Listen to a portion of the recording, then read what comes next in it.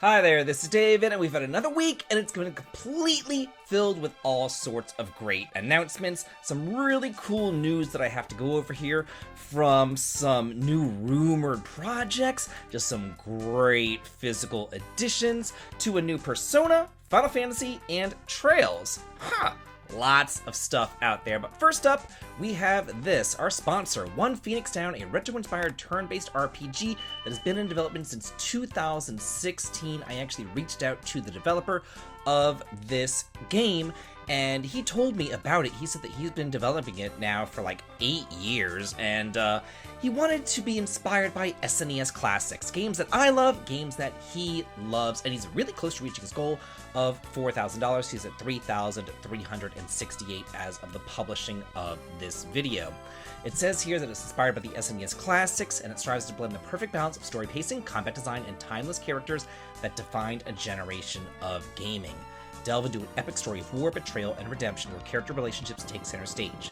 Themes of family, loyalty, and overcoming despair will seamlessly weave themselves into the story with 14 playable characters, just like Final Fantasy VI, tons of unique enemies and armors and everything else like that, and strategic turn-based combat along with pixel art.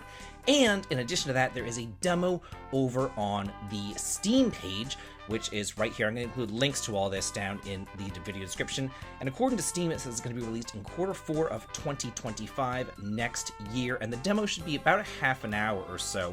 But looking at these photographs that they have over on the Steam page, it does look great. I love the world map. Next up, unless you've been living under a rock, you probably know about this, and I also put out a video about this, and I tweeted about this, and it's been all over the place. But the Visions of Mana demo is out as of the publishing of this video. It was released back on July 29th, just a couple of days ago, and it depends on how long you take with it. I took about 2 hours with it, but I really explored and went to the challenges, and I did some side quests and stuff. I heard other people said it took them as short as 45 minutes, though, so it really just depends on your time with it, but it takes you through a linear ice zone, a huge open field similar to something like, Gower Plains of Xenoblade, and then a town, as well as culminating in a boss fight. And you can play this on the PS5, PS4, Xbox, or PC right now. And remember that this is coming out later on this month on August 29th, and later on I'm going to go over the collector's edition for this as well. And by later on, apparently I mean right now. Anyway, the collector's edition is available. It is a Square Enix store exclusive for $200. It's a really, really good one, though. Let's check it out. There's a lot of stuff here. My favorite, of course, though, is Ramco. Look at Ramco the plush. Ramco plush, so freaking cute. Karina's little pet and everything. He's a little baby Flammy. Has the art of Mana as well. It has this gorgeous box. It has all sorts of great stuff. You have the standard collection of the game, collector's edition good box, Ramco plush, an 80-page art book, a special original soundtrack box with 5 discs, full OST arrangements, and mini OST as well. It is a lot. And I mean, it's huge. It's a great centerpiece for your shelving. So I think, I know me, if I didn't buy it, I'd really regret it. So I know that, you've got to get this. This is available for the PS5 and the Xbox. If you just want the standard edition, that is available on Amazon as well. And I'll include a link to both of those down in the video description as well. I just want to make you aware of everything that is available. Another collector's edition that is available, and this one's coming up, and you want to get these before they sell out. This is the Dragon Quest III HD remake. I've gone over this before. This one is also $200. This one is also a Square Enix store exclusive. I don't think it's as good as the Visions of Mana collector's edition, but as a Dragon Quest fan, I couldn't say no. So this one is still available for the PS5, the Xbox, and the Nintendo Switch. Again, if you just want the standard edition, that one's available for $60 here and on Amazon, and I will include links to both of these over on the video description as well. I'll have a lot of stuff in the video description this time, because most of this is like acrylic standees and stuff, some pre-order digital bonuses, the nice box. I wish that we got plushes or something, but it is what it is. And the final Square Enix game that is available that I do want to make you aware of is Romancing Saga 2: Revenge of the Seven. This is a remake of Romancing Saga 2 that was announced not that long ago. This one's going to be released on October 24th. There is not a collector's edition for this one. This is just a standard edition. It is available for the PS5 and Nintendo Switch. It says here that there are some pre-order bonuses, though. If you pre-order now, you get the, the Shi Yuan's Tactical Primer with a 10% technique points boost and a Cat's Amulet for a 10% revenue boost as well. Digital items, I suppose, right there. I personally really enjoyed the Romancing Saga series in general, but Romancing Saga 2 as well has like a generation system and stuff, so I am so looking forward to this. Speaking of physicals and sales, Xseed is having a great sale, a Beat the Heat sale, saved 60% between August the 2nd through the 11th, and all these are physicals, none of these aren't digitals. So things that are on sale include Shantae Half Genie Hero, Gungrave VR, whatever that is, I don't know, Grand Blue Fantasy Versus, Sakuna of Rice and Ruin, some Story of Seasons stuff, Shadowverse Champions Battle. I mean, this is really good prices, $20 for these, and these again are physicals. Rune Factory 5, No More Heroes 3, Loop 8. So you get the good with the bad here. More Stories of Seasons, Rune Factory 3, Silent Hope. I loved Silent Hope. That was really good. I spent $50 on that day one edition. Now it's $20. Seriously? Rune Factory 4, Trinity Trigger. Loved Trinity Trigger. That is like a Secret of Mana homage right there. Grand Blue Fantasy Relink. Like, come on. Akiba's Trip, Corpse Party 2. Lots and lots and lots of stuff is available over here on the Xseed store. So again, I'll include a link to this in the video description as well. And another new game that is up for pre-orders is the Phantom Brave, The Lost Hero, the Deluxe Edition. Has a photograph down here of what it comes with, a miniature art book.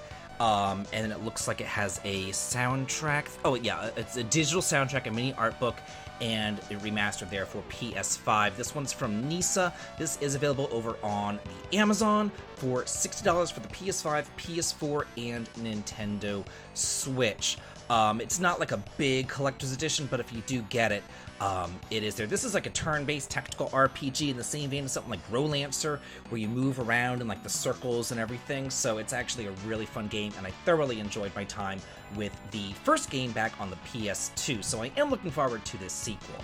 And now we're over on the Twitters on Genki's page, and he has some updates for Expedition 33, which I am so psyched for. It says here that the developers were inspired for their love by JRPGs such as Final Fantasy, Tales series, Lost Odyssey, and Persona. Imagine all four of those like in one conglomeration. That's like amazing.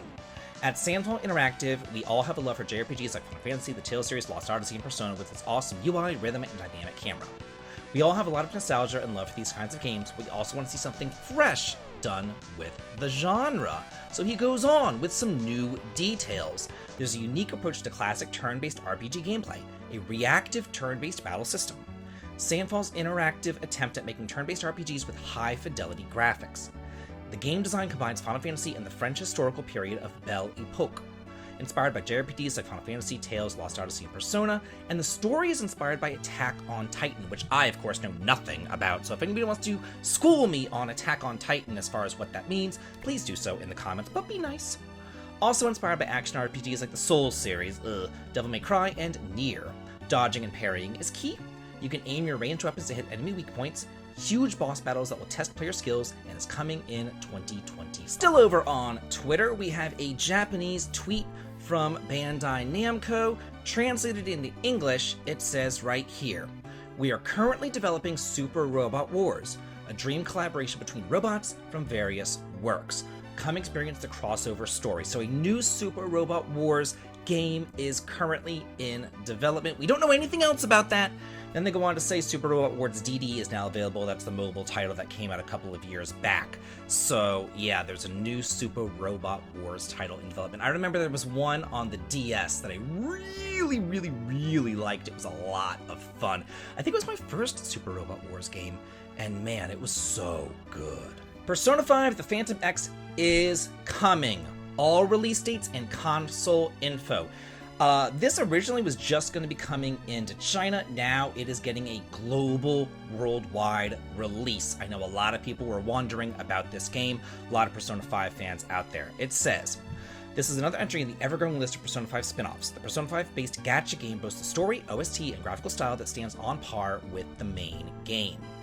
SaGa's early 2024 financial reports indicated that Japanese and international releases were likely coming at some point. Meanwhile, leaks have discussed console versions of Persona 5 The Phantom X, particularly for the PS5. This was around a month after the Chinese version launched on April 12, 2024. However, the team is now planning a global release. It is unknown when the game will be released globally. There is no estimated release date. The press meeting also reportedly revealed plans to collaborate with multiple mainline Persona games. They mentioned games to include Persona 3 Reload, Persona 4 Golden, and Persona 5 Royal. Character banners are most likely, but they may also add limited-time story collaboration events. Some potential lost story elements to Persona 5 could be explored, like the initial plans to include Persona 4 characters in Persona 5. Then it goes on to talk about which consoles it might be on, but it says that it is a gacha game, and right now PS4 and PS5s are the only consoles that do accept that genre, and that's why the Hoyoverse games, the ZZZ, the Genshin Impact, all those things are PlayStation exclusive, and they're not on the Xbox or the Nintendo consoles either. So yeah, if you're looking forward to this, it's coming out globally. Now this is something that I'm personally really looking forward to. It says the Legend of Heroes Gagharf Trilogy Mobile released 52 official English character profiles and clean illustrations right here. If you don't know what this is, the Gagharf Trilogy is the 3rd, 4th, and 5th game in the Legend of Heroes series. It was the games that came out before Trails in the Sky, and we didn't think that we were going to be getting this in English, but now they released character profiles in English, so more than likely it is coming out. Whenever we did get these games back in the day, they just came out for the PSP, and the translation was atrocious. So I would love to see them get retranslated and kind of like reworked into like a more modern thing, a more Trailsy sort of thing that we're expecting in today's day and age, rather than, you know, the kind of 90s Trails stuff right there. It has its own charm, but these games were my introduction into the Trails series, and I would love to be able to go through them again with a fresh coat of paint. And now concluding our mobile trifecta, Final Fantasy XIV mobile game has been approved for release in China. So yeah, as far as I'm aware, this isn't available anywhere else. I don't know why these games, they seem to come out in China first, like nowadays, instead of like Japan first. These mobile games that come out in China first, I guess it's just like a massive market, I suppose. And then from there it moves on to Japan or Korea and then into the West right there. But it says right here, the National Press and Publication Administration of China has approved a new batch of import games for release in the country, including an unannounced mobile version of Final Fantasy XIV titled Final Fantasy XIV Crystal World. Again, no release dates, nothing else like that, just an announcement saying, hey, it's here, it's coming. En Ciel comes up with a story trailer and latest details right here. This is a card battling RPG through the eras of gaming. It's a roguelite featuring over 300 unique cards and 50 vocal songs. Players can take control of Neon, a private detective who specializes in solving cases that take place in the virtual net. He must restore order to an in-development game that is under attack by countless characters leaking from the other games across history. Dive into virtual dungeons where each victory earns new cards to add to your deck. Strengthen those cards and take back powerful protagonists of the invading games. Each card brings a new synergy to your deck, creating combos with each other and the special Muse cards, whose songs add passive abilities that last for the entire battle. That actually seems kind of cool right here, I've got to say. Like, this looks like the Ace Attorney guy or whatever, you know? That looks like maybe like a Dragon Quest hero coming on in there. Like, I don't know, it just looks kind of cool, you know, kind of going in and taking different genres or different historical games or something and coming in and like having them invade, like, you know, maybe Final Fantasy 1 is invading or something like that, you know. I just think that that's kind of actually a really neat premise right there. More information on Fairy Tail 2, introducing main characters and an original story. This is an action RPG when the first Fairy Tail was a turn-based RPG, because everything must be action nowadays. I don't understand. Anyway, Players will take control of Natsu and other members of the Fairy Tail Guild, including iconic characters such as Lucy, Gray, Urza, and Wendy, as they journey seamlessly across the vast fields of the Kingdom of Fiore. Together, they'll fight in flashy magical battles against their arch-nemesis Emperor Zeroff of the Alvarez Empire, and the Spriggan 12, a group of formidable mages which includes the likes of Irene, Agiel, Maria, and Brandish. I have no idea. Maria? I don't know.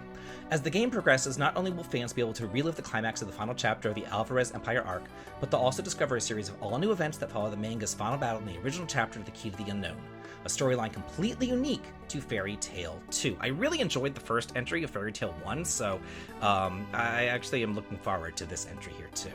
Wildermyth is coming to the PS5, Xbox, PS4, and Switch on October the 22nd with physical editions.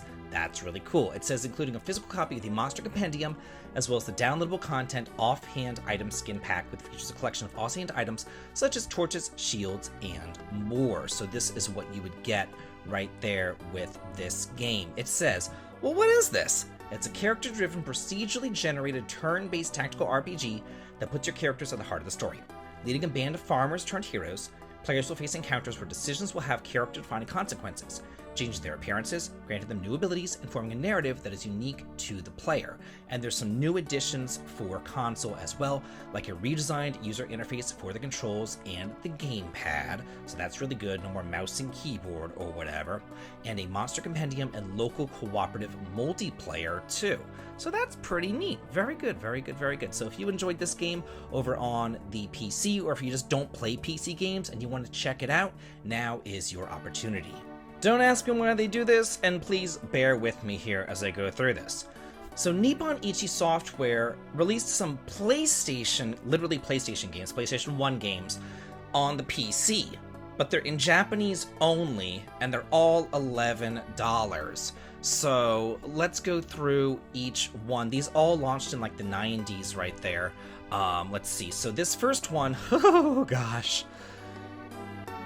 Bishouju Hanafuda Kiko Michinoku Hitokoi Monogatari.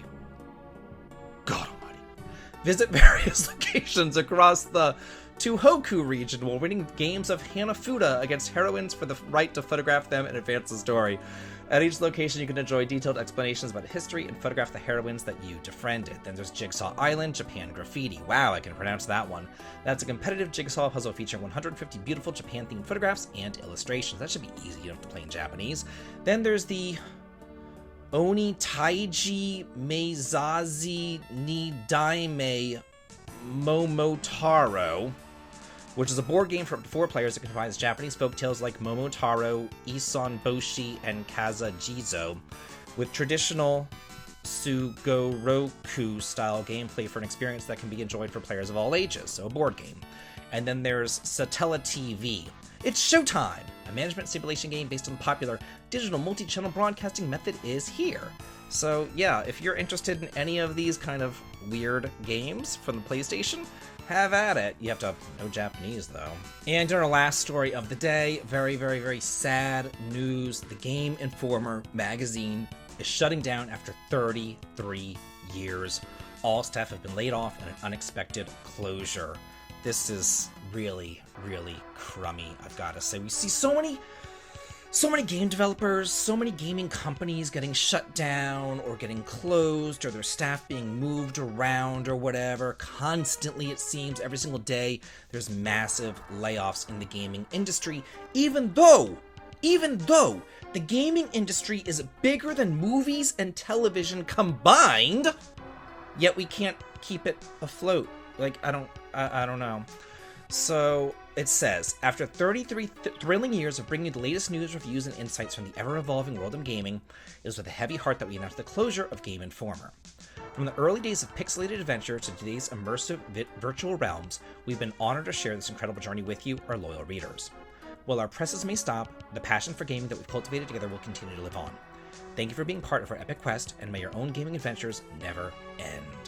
So personally, for me, whenever I moved on from the SNES over to the PlayStation around 97-ish, 98, I turned off my subscription to Nintendo Power, and I got a Game Informer subscription instead, because, you know, it covered just everything. It didn't just cover Nintendo, so this is hitting me in my teenage years, hitting me in my childhood right here, so it's very, very sad news. I feel like gaming magazines in general, or just magazines really in general, are kind of a thing of the past, and that really sucks, and I'm so afraid that after magazines fall, the next domino to topple is going to be physical gaming, and that's why here I do my best to promote physical gaming, buying physically the collector's editions, the physical items on Amazon. Everything that I showcased to y'all today physically, I think, is the way to go, so it's just very sad to me. Anyway, that's it for this week's RPG news. I hope that you enjoyed it, and as always, have a good day.